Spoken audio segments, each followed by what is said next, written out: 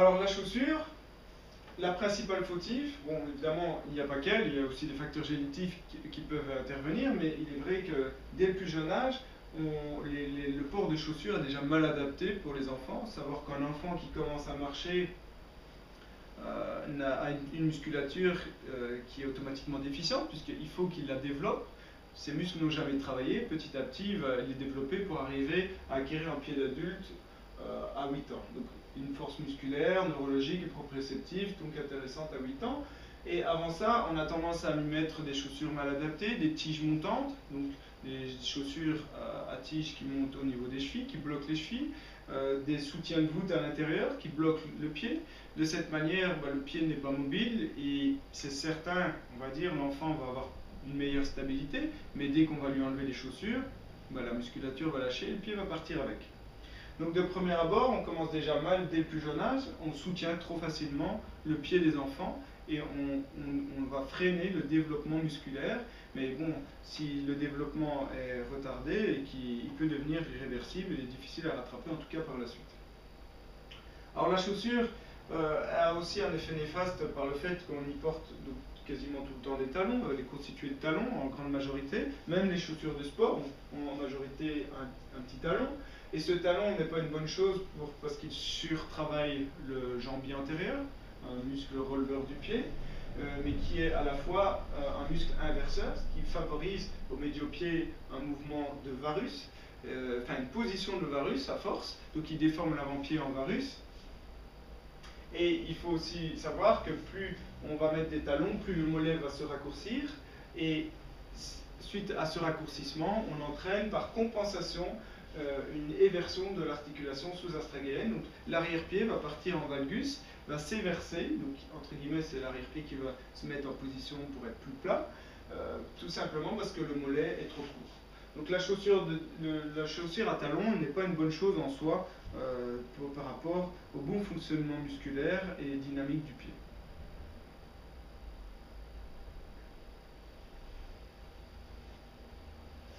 Alors ici, je vous montre en fait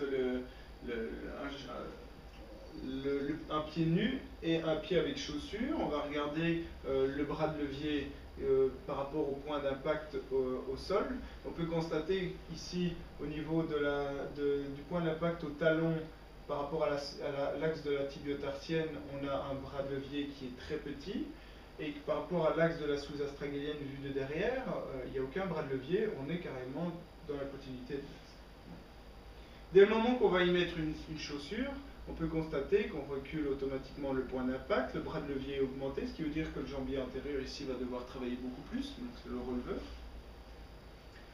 Si on augmente le talon, ça va intervenir aussi, ça va être beaucoup plus facile, beaucoup plus difficile parce qu'il devra partir de plus loin. Et on a aussi en vue postérieure une augmentation de ce bras de levier si le point d'impact est déplacé vers l'extérieur. Par rapport à ce schéma, donc ça c'est de deux portes, on peut considérer que si la force de réaction au sol correspond à 2,5 fois le poids corporel, les muscles devront développer 7,5 fois ce même poids. Donc la contrainte musculaire va être vraiment énorme, et si on n'entraîne pas bien notre musculature dès le plus jeune âge, progressivement, c'est comme si on lui mettait un boulet directement au pied, et on va créer une surcharge au niveau musculaire. Par la suite, si la musculature est en surcharge, c'est comme ça que l'articulation peut suivre. Si les muscles sont trop faibles, c'est les ligaments qui vont encaisser et qui vont se détendre, et puis le pied va se mal positionner. La rigidité de la semelle postérieure a un rôle important aussi, parce que ici on peut constater que si on a une semelle qui est plus souple, qui se casse au contact au sol, automatiquement le point d'impact va être plus proche donc, par rapport à l'axe de la sous-astragalienne, on diminue le bras de levier, alors qu'ici, s'il est beaucoup plus rigide, le bras de levier est plus grand, donc c'est beaucoup plus difficile dans la musculature pour arriver à contrer un bras de levier aussi important.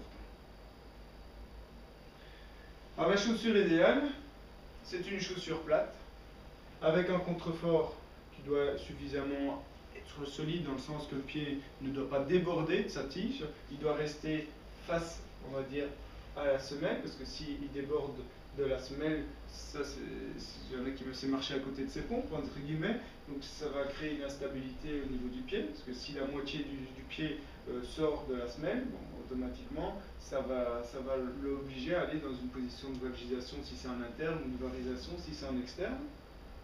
Il faut s'assurer que la largeur du pied est suffisamment importante, donc qu'elle respecte donc la largeur de la semelle respecte la largeur du pied, ici on peut le constater, et à éviter, c'est une semelle où le médio-pied est trop étroit, donc il faut assurer une largeur plus importante, parce que là c'est trop étroit, donc le médio-pied risque de basculer en éversion, ce qui favorisera une fatigue musculaire plus importante et une instabilité en tout cas du médio-pied.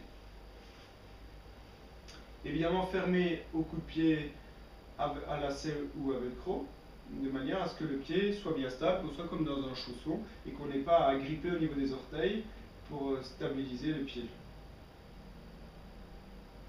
Alors, l'épaisseur de la semelle, bon, entre 1,5 et 1 cm de caoutchouc plein, et l'histoire du contrefort, bon, la rigidité est importante dès le moment qu'on va augmenter dans la hauteur pour assurer une meilleure stabilité de l'arrière-pied. Sans quoi, si la semelle est toute plate, la rigidité n'est pas vraiment nécessaire.